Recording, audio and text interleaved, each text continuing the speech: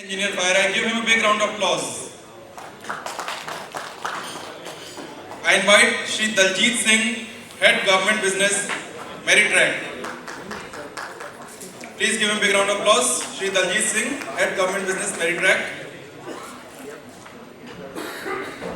Now I invite Shri Hitesh Solanki, President, Diu Municipal Council. Shri Hitesh Solanki.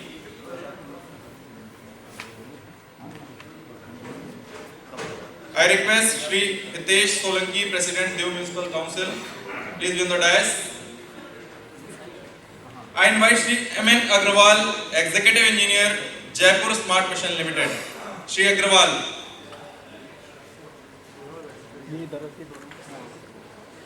I think he will be joining us shortly, he is on the way. I invite Shri George Kurvila, Chairman and Managing Director, Broadcast Engineering Consultants India Limited, Basil. Please give him a big round of applause. Mr. Hitesh Solanki is here. I invite him on the dais. He is President, Diu Municipal Council. जोरदार तालियों के साथ स्वागत करें President, Diu Municipal Council का.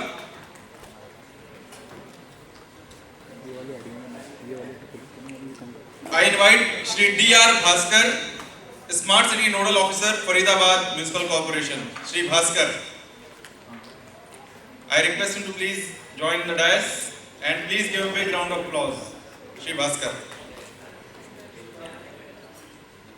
I invite Shri Jyotiraj Patra, Regional Evidence Advisor Ecosystem Services for Poverty Alleviation, ESPA, South Asia, British High Commission, New Delhi. Please join the dais and give him a huge round of applause. And I invite Shri Manish Pant, Director IT, Dehradun Municipal Corporation.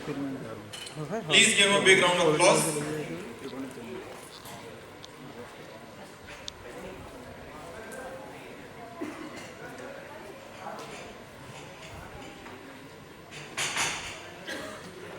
Shri M.N. Agrawal, Executive Engineer, will be joining us shortly. So, we will start the session with industry presentation. I invite Shri Vipul Kumar, Consulting Engineer, Fire Eye, to give his presentation. Please give him a big round of applause. Thank you. We will be talking about security and why it is relevant in smart city. It is all about smart services delivered to citizens. Be it smart water management, garbage management, traffic control, congestion control. All these services make the life of citizens better, and that's why we are going in that era of providing smart services. So some of the examples of smart cities that have been done so far, and we can learn from them. For example, Barcelona uses technology a lot, and it is on the forefront of smart cities today globally. What they have done, there are several projects they have embarked upon, and most of the projects are successful. So it's good to learn from their success, what they have done so far, learn from their mistakes and better them at everything that we do now. What they are doing, one of the examples cited here, they are collecting data as to the efficiencies of energy management being used in various buildings that they have. And energy, as we already know, is a scarce resource. So it's very important to manage it properly. The same goes for street lighting. If there is no one on the street, there is no point having it lit. So there are technologies in place which can be used to minimize the wastage of energy at every level. Copenhagen again does a lot of water management. So typically 40% of the water gets wasted before it gets delivered to the households due to leakage and other stuff. And I'm sure 40% is the figure. If it's there, we would be even worse than that. Today they have, from 40% they have come down to 7% wastage in water. And with the leakage detectors, smart billing, they have been able to do that. And I think we should be looking at what they have done and how they have been successful in doing so, and again embark on the same process or take the learnings from there. Singapore, almost it's the neighboring country, so most of us have visited, and we know the quality of life there. The traffic management, because land is scarce there, and there are so many vehicles. So how can you maximize usage of public transport, taxis, and how can you leverage the footprint, pollution footprint on the roads, or minimize that is very important. Singapore is a live example of that, and I'm sure there are a lot of learning we can have. So these are the things that we can do, or we would like to do when we are embarking on a smart city project. However, what it takes to get onto a smart city? A very important factor when we are going into a smart city is how we can use the IoT. IoT is a new term, everybody, it's again a buzzword. Internet of Things, people are talking about it. But what makes IoT? IoT is nothing but information technology that we've been using so far, and operational technology. Operational technology is basically what you see in the factories, the ICS system, the SCADA systems, the operational technologies, the sensors, they make OT. Today, if you see IT is managed by different set of people, they're mostly into enterprises. OT is SCADA system, ICS systems, in exploration, oil and gas, you would see in traffic control systems, hospitals, and then you have smart objects like smart meters. The amalgamation of all these smart objects, operational technology, and information technology gives you Internet of Things. However, the problem when we get into IoT is the large and complex attack surface. Since we are dealing with so many different things now, be it IT, be it OT, be it smart objects, the attack surface grows to a vast level. So there are various ways we can attack them, bring them down, compromise them, and we'll see some examples of that as well. Before we go into the attack surface, I would like to little drill down in what we mean by IT and what are the fundamental differences between an IT and OT. The first, connectivity. IT is very parallel world. It is any-to-any connectivity, mostly IP network based. Whereas operational technology, OT, is hierarchical in nature. It's mostly into proprietary networks, proprietary protocols. Now they ride over IP, but still there are proprietary protocols. Few people understand them, and not much interoperability available there. The network posture, if you see, in an IT world, we talk about CI. Confidentiality is very important. Then integrity, availability is important, but least when we talk about between the CIA triad. Whereas in OT world, availability is of paramount nature. You cannot, even if the network gets breached, you cannot take it down. For example, electricity. You cannot live with electricity. There cannot be any downtime there. If we talk about interfaces, it's mostly the things we use, browsers, operating systems like Windows, Unix. It's mostly GUI based. We are more familiar with that. The interfaces in OT world are electromechanical. They are sensors, actuators, PLC systems. Response to attack. The fundamental when it comes to security. If an IT environment gets attacked, you can shut down the system, you can quarantine, do forensics, and then bring it back on. Whereas in an OT, it has to be non-stop operations. There cannot be any delay, even if it breach. So you have to do response when the network is on. You cannot take it down and do response. It has to be live response. So live response is very important when you talk about OT. What happens when IoT fails? One of the examples that I've cited here, blackout, which affected 10 million people in Ontario and other 8 cities. Now see, what are the effects if an IoT system goes down and you are part of a smart city, so-called smart city. They are not exactly a smart city, but close to that. 508 generating units at 265 power plants were shut down. Water systems in several cities lost pressure. There was no water, drinking water. New York City had 3,000 fire calls, 3,000 places where the fire engines were required. 75,000 distress calls. Mobile networks overloaded and were disrupted, so no calls. Hundreds of flights were cancelled. Connectivity is an issue. And eventually the state lost billions of dollars in cost. This is what is an impact when IoT goes down. So we have to take IoT systems pretty seriously. When we are embarking on a smart city project, we have to think about the things that can break down if these infrastructures break down. Another example, Ukraine, the power went down. It was an attack by hackers in December 2015.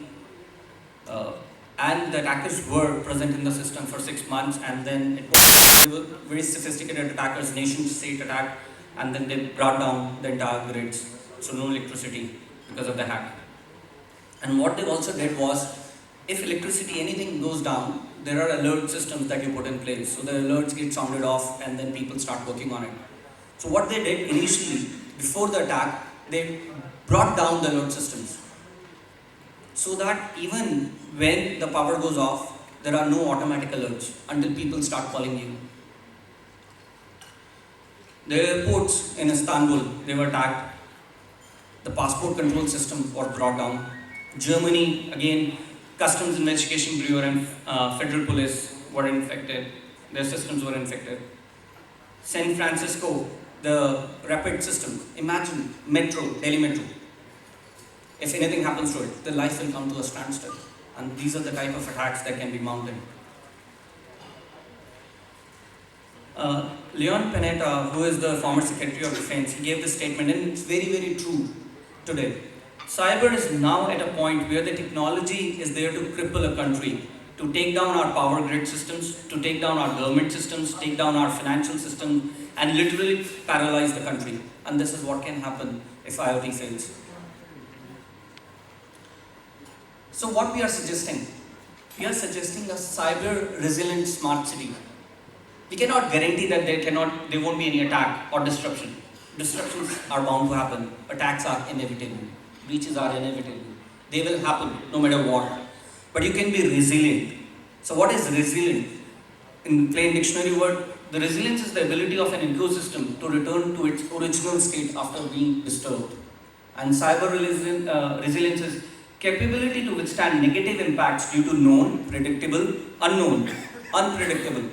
Now, the factor of unknown and unpredictable is too much in IoT because you cannot envisage all the cases in which they will go down. So you really have to be able to detect or know beforehand those unknown and unpredictable cases, uncertain, unexpected threats from activities in cyberspace. So this is what we are trying to propagate here.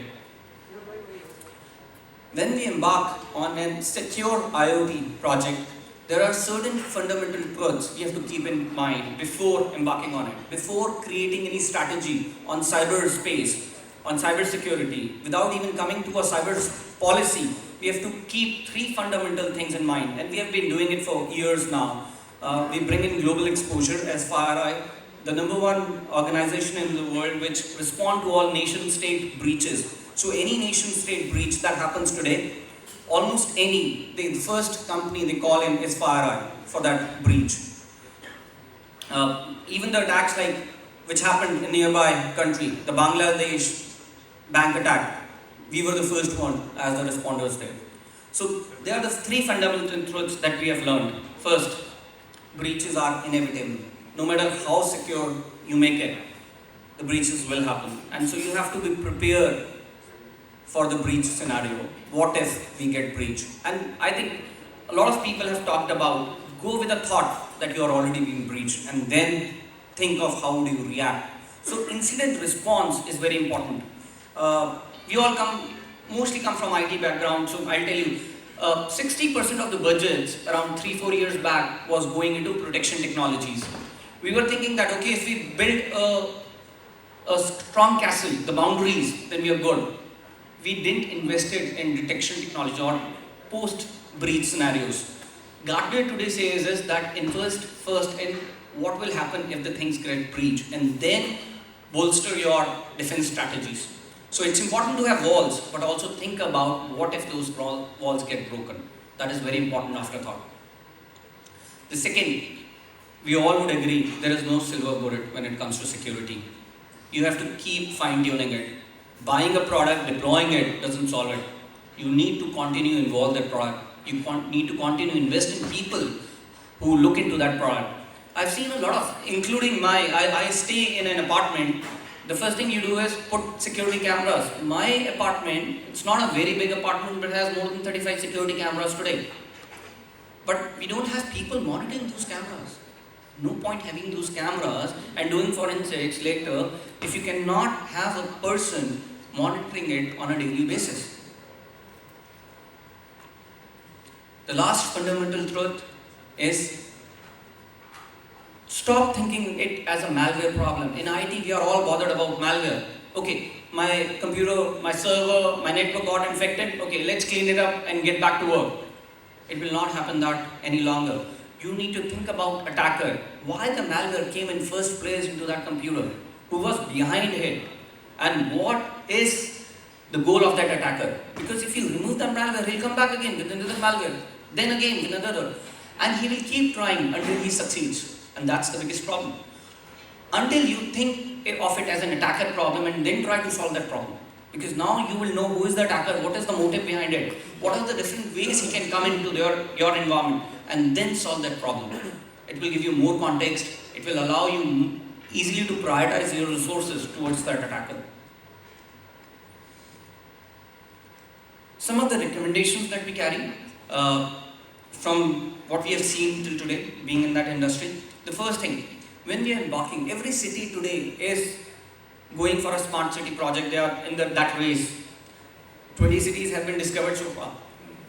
Our first recommendation would be, I have not seen this happening, so that would be my humble recommendation that we go on, embark on these recommendations. The first is to have city certs. You will have different projects within the city to make it more smart. Have a central city cert. Who knows which department is facing cyber challenge? Which program is facing cyber challenge? All organizations in silos cannot take on that cyber security issue. You have to have a city cert, a department. We all know that the moment we talk of smart cities, there are multiple constituents or components what will make a smart city. Listing down something, we talk about the healthcare facilities, or we talk of the education, or basic other social infrastructure or transport facility segment is concerned. For each of these segments, in our opinion, a smart city concept, in case if it has to be successful, that rests on a couple of pillars. And for any project to be successful, I mean, in our opinion, as we said, like planning is something which is very important, planning or management, or we call it like the execution abilities. So whatever it has been thought through in terms of how the entire concept or entire project has to go through, it is backed with a good, strong fundamentals as far as planning or management is concerned. It also the infrastructure which is going to support that, of all the various services which impact the common person in day-to-day life. The infrastructure has to support that, and finally the people who are going to execute that. So in our opinion, when we talk of a smart city concept or a project, the way it has to be successful, it's very important that there are three essential pillars.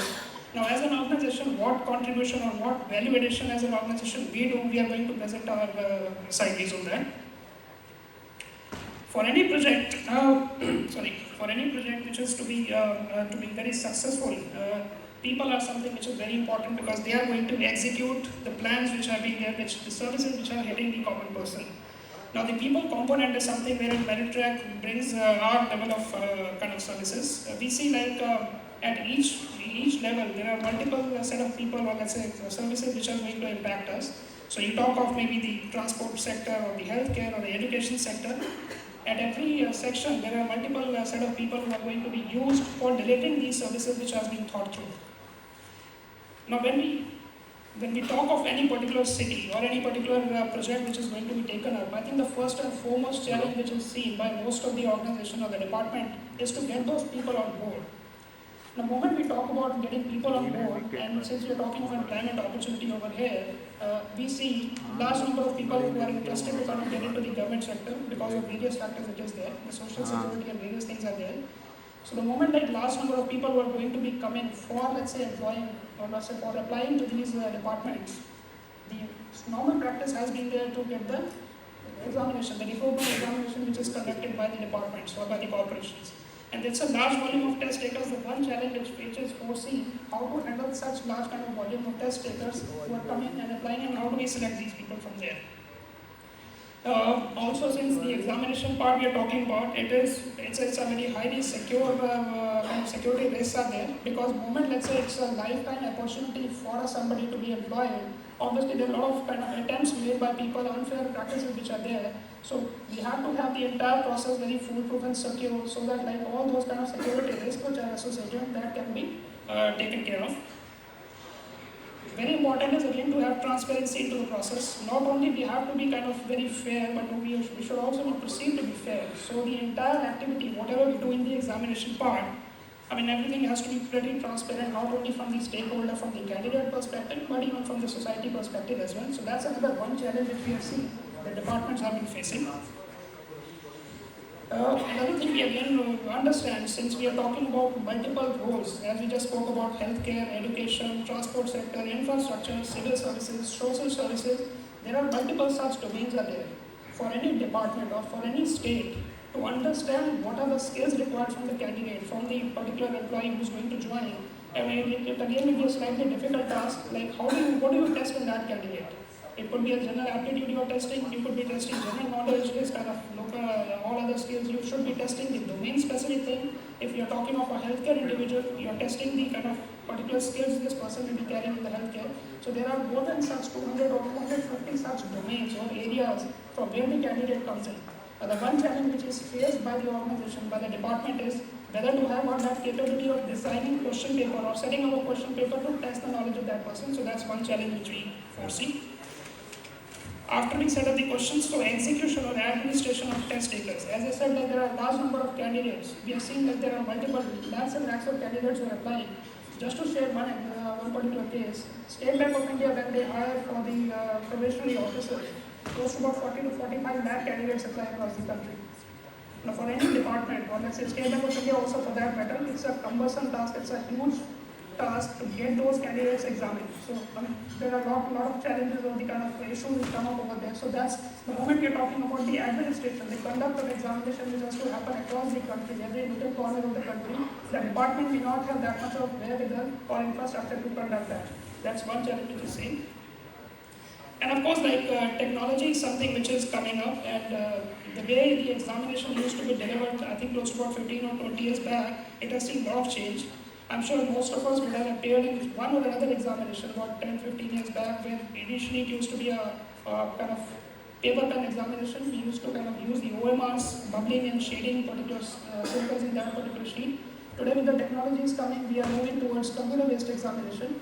And not only computer-based examination, but there are many other technologies which have come up, which are making the entire examination process very, very efficient and scalable and transparent. So, from an organization perspective, who hires or who conducts this examination, having kind of in-depth knowledge of each and every technology over a period of time is a challenge, because market is changing, technology keeps on changing. Our organization at their own may not have that much of infrastructure or let's say intelligence to be abreast with the kind of technology which is moving. So that's one challenge which we foresee over there.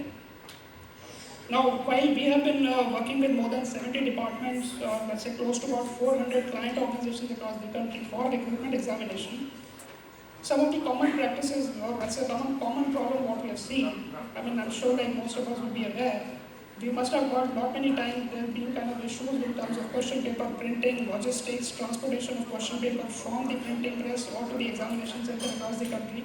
Many a time we may have seen, let's say, integrity gets compromised because we are using some of the kind of media where the question paper is transporting. So there are opportunities, there are risks associated with that. Another very, very important, very, very kind of prevalent thing, impersonation has been catching up pretty well. Today, most of the departments within we have been kind of discussing on, let's say, the examination board, they have shared the concern that impersonation is a big, big issue. If I am the candidate and I apply for a particular employment, on the examination day, somebody else on my behalf goes, gets my examination cleared, and on the interview stage, I again resurface. Now, there is no way an organization or a department will be able to figure out whether the same candidate had come for the examination was competing for the final journey and all that. So that's another big issue which is catching up. And all it is happening because, as I said, employment is giving them a lifetime opportunity, lifetime employment. So it is obviously inviting high stakes, and there are people who are adopting some of such practices to kind of beat the system. So that's one thing which we have seen in the recruitment examination that has been picking up very, very well. Copying, again, is a very, very simple thing, and even in the result processing, there have been instances wherein when the question paper or when the examination gets conducted, at the time of result processing, there have been errors done. Intentionally, unintentionally, they're not talking about it, but there have been a lot of errors reported, because of which the result declaration or merit list generation kind of gets into a big, big trouble. Now, what the solution is, as an organization, while we have been working for the last 16 years, MeritTrack is India's largest examination services company. For the last 16 years, we've been working with close to about 400 client organizations and bringing some of the best kind of adopted technology measures to make the examination processes streamlined and efficient. I think one thing which we would like to highlight over here is with the technology which has now come up. Earlier, while we were talking of OMR-based paper pen examination, normally what we call, today the industry has completely moved towards a computer-based examination, which is an online examination. Now, not only kind of various efficiencies get built up into the system, but obviously it becomes transparent from all the stakeholders' perspective, be it candidate or the department or the other industry association or whoever it is involved in that. And well-managed computer-based examination actually handles a lot of issues, and some of the benefits what we have shared, what we have seen, what clients are kind of taking it.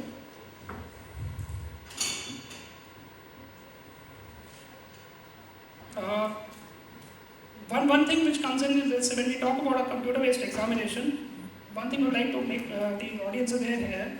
The moment we talk of OMR-based paper pen examination, typically all these examinations are conducted in schools and colleges, where let's say halls or schools or rooms are taken, candidates are seated over there.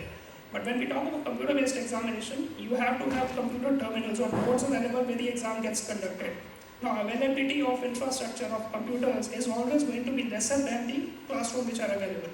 So large-scale examination, wherein the large number of candidates are there, we always tend to get into a multi-batch examination. For a particular position, there are various different ways and means for kind of having examination taken in multiple batches, so that the entire risk is reduced over there. One is that you're spreading the candidates. And question paper security printing is something very important, because the moment I'm printing up question paper and then transporting the question paper, there is a kind of risk which is involved, because it will always be having about 10 to 15 days of lead time, right from printing of question paper, moving it to the respective test center, and bringing the examination material back. The moment we talk about computer-based examination, there is no need of question paper printing. That's one foremost thing.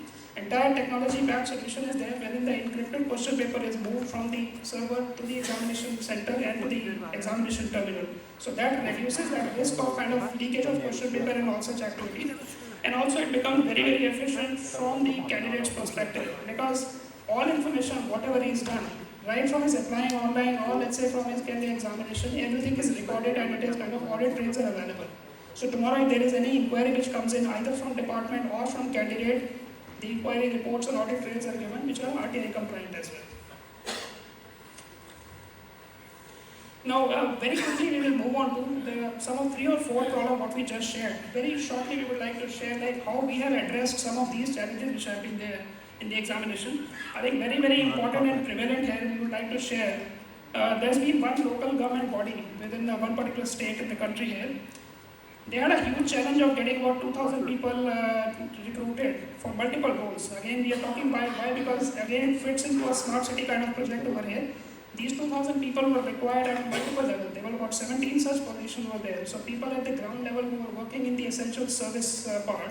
So these about 4 lakh candidates who applied for that. Now for department, I think they took a very, very important call that obviously because the times are moving, so they would like to conduct examination in a computer-based manner.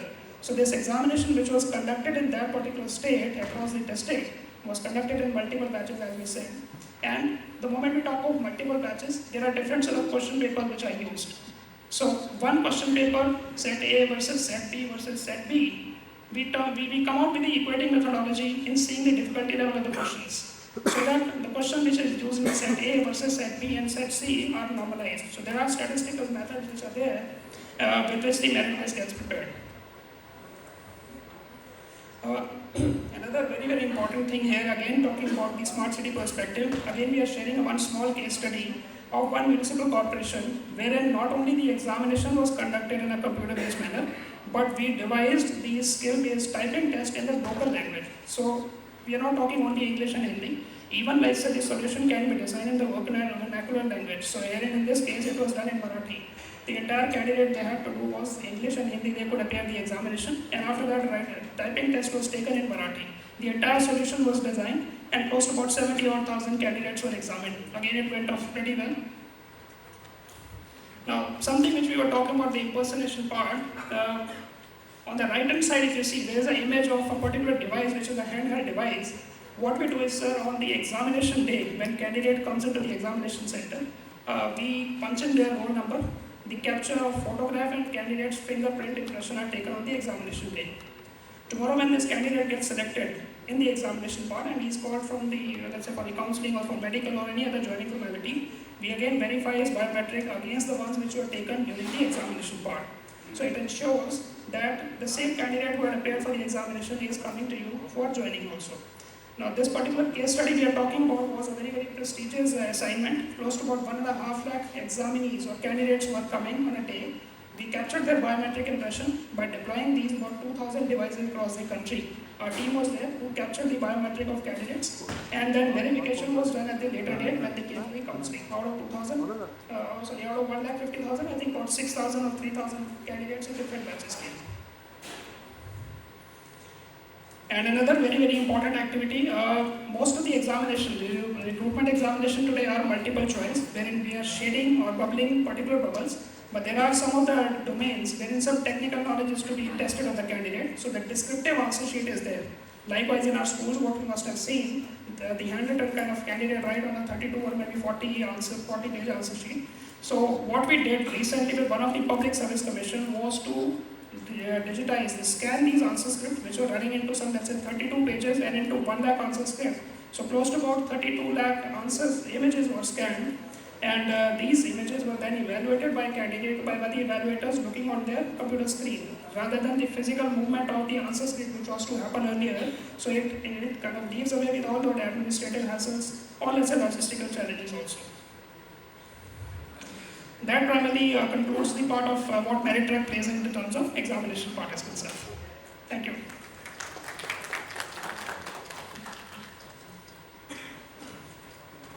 Thank you, Mr. Daljit.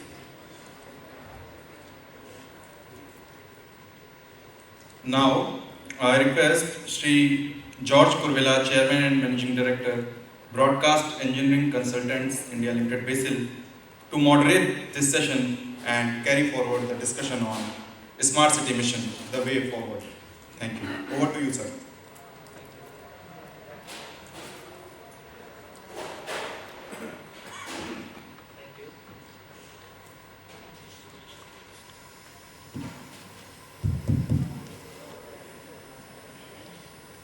Thank you. So, this is a responsibility given to me, extempore right now, and it's fine, so we are all part of a team, and we have Mr. Hitesh Solanki, President, Due Municipal Corporation. Okay, so welcome, and Mr. M.N. Agarwal, he's not here. Okay, and then Commissioner of Hyderabad Municipal Corporation, Mr. D.R. Basin. You're here, right? Okay. And Mr. Jyoti Raj Patra, who is the Regional Evidence Advisor from the South Asia British High Commission, and Mr. Manish Pant, Director IT from Dehradun. Okay, so we have already heard two of our speakers who are our technology partners for this event, and we've seen that how FireEye has brought out a whole perspective about what a smart city, and very important that if the smart city goes down, then there's a huge problem, especially for cities which are totally dependent on smart city. And that is where FireEye comes into picture, and they have said about it. So one of the very important things that we see here is that it's very important that we need to see how the other cities in the world, the smart cities, how are they organized? What have they done to make their cities smart? What are the practices they are following? What are the technology which they have implemented? How is the government involved in the whole process of making it smart city? Today morning, our Minister, Urban Development, Mr. Venkaiah Naidu, Honorable Minister, was addressing all the officers from the media units of INB, Director and above. And he said, when we talk about smart city, Honorable Prime Minister has announced, everybody, keeps questioning, kab aayega? Kab hoga? Kya ho raha hai? Is it anything happening? Still the flooding is there, still the roads are problem, traffic theek nahi hai. So when the citizen, they feel, government is talking, Prime Minister is speaking from the top, and, things are, but nothing on the ground. But the most important thing which everybody, here and everybody across the country need to understand, it's a huge task. It's a huge task. But the most important thing is that we have started. We have started off. And so also, we have the municipal commissioners, and they have done in their respective cities, they have already started having the brainstorming session, working out, discussing, and implementing state. So in the next 30 minutes, we may have time, maybe around 5 minutes, to talk about each of your cities and about the state, what you are doing. So I think the audience here would like to know and be educated about it. So we can get into this panel discussion. So I'll start from the top. Mr. Hitesh Shulanki, President, Diu Municipal Council. What you have to say about what is being done in your municipality?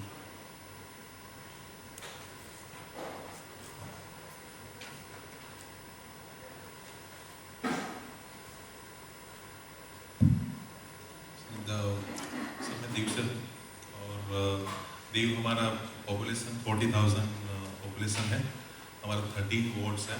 हम लोग ने पहले से ही हमारा दीव को जो है वो इको टूरिज्म का डेवलपमेंट हमारा चालू है। सॉलिड वेस्ट मैनेजमेंट प्रोजेक्ट जो है ऑलरेडी हमारा स्टार्टेड है। सीवरेज जो है वो भी हमारा ऑलरेडी स्टार्टेड है। हमारे वहाँ इलेक्ट्रिसिटी सिटी जो है वो हम लोग गुजरात से हम लोग हायर कर, हमारे पास इंडिपेंडेंट नहीं है, तो वो सोलार का प्रोजेक्ट जो है वो भी हमारा ऑलरेडी हम लोग इंडिपेंडेंट उसमें हो गया है। वाटर्स का जो प्रॉब्लम है वो हम गुजरात से ले रहे हैं, तो उनके लिए भी जितना हमें सफिशिएंट चाहिए वो हो गया है। और डोर टू डोर जो गार्बेज की सुविधा है